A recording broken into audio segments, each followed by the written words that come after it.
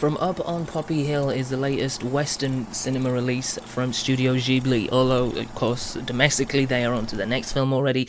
This is the latest Western release from Studio Ghibli, and it is directed by Goro Miyazaki, director, of course, of Tales from Earthsea, which was slightly unfitting towards what you might expect from Studio Ghibli, and of course, Goro is, as you may know, the son of the infamous, the one and only, the legendary Hayao Miyazaki, who really has kind of made Studio Ghibli what it is and has brought to us so many wonderful, wonderful, enchanting, beautiful films.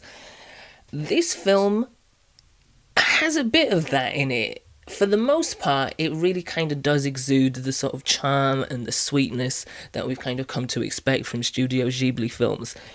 But there's something missing, and it's not just the sense of fantasy, it's not just the sort of mythical element which has populated so many other Ghibli films. It's kind of hard to explain, but there just feels like there's something missing. It's definitely a step up from Tales of Earthsea, and it's more fitting into the sort of canon of expectations from what you would want to see in a Studio Ghibli film, but it's not quite there. As I mentioned, the film features no fantastical elements, no otherworldly aspects, no mythical stuff or magic essence. It is very grounded, it's very realistic, and it is very low-key.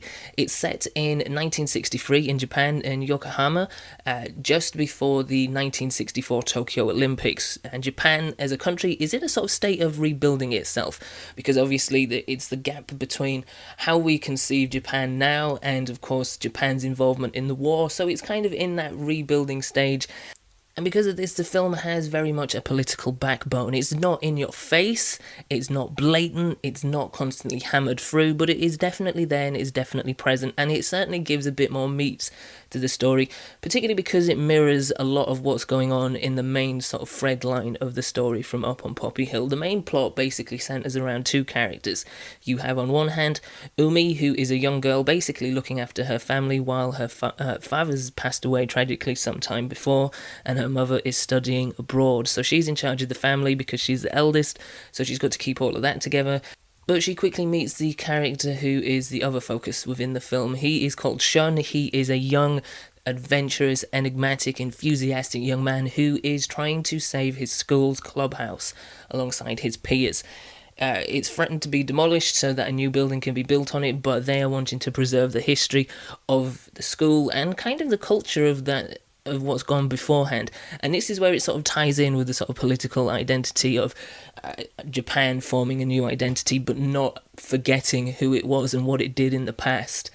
And with this, it's doing what a lot of the best Ghibli films have done in the past. They presented you this really lovely story on the surface, but underneath it's saying an awful lot more.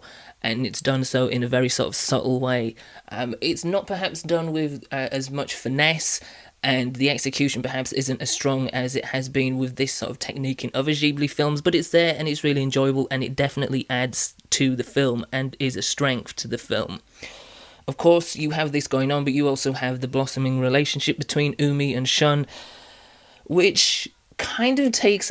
I don't want to give too much away, but there is a dynamic to their relationship which is a little bit awkward. If you've seen the film, you'll know exactly what I'm talking about. If you haven't, watch the film and you'll find out. But there is a dynamic which sort of establishes itself within their relationship, which makes it a little bit awkward. And even the adorable, cute, sweet tweeness of a Ghibli film can't really pry itself away from what it does. Although it does try, and in places it kind of succeeds, it still kind of nags at you a little bit throughout the film. It is, for the most part, really sweet and charming and endearing, and it has a lot of the qualities you would expect from a Studio Ghibli film. It's quite not there with the rest. But as I said, Goro has improved. He is more befitting into what you would expect. He's doing something interesting by taking away the sort of fantasy and magical element and doing something more grounded and real. How this will appeal to people outside of Japan, considering it's steeped in Japanese history and is quite Japanese-centric, I don't know how well it will play outside of Japanese audiences. But I liked it. I liked it quite a lot. I'm going to give it a 7. It could have been better. It could have been a lot worse, though. And that's the main thing. It could have been a lot worse. It definitely feels like a step up for Goro. and hopefully it is just kind of an evolution of his directing. He feels more comfortable in the director's chair. He kind of seems more settled, and hopefully this will build to an even better production next time he jumps into the director's seat.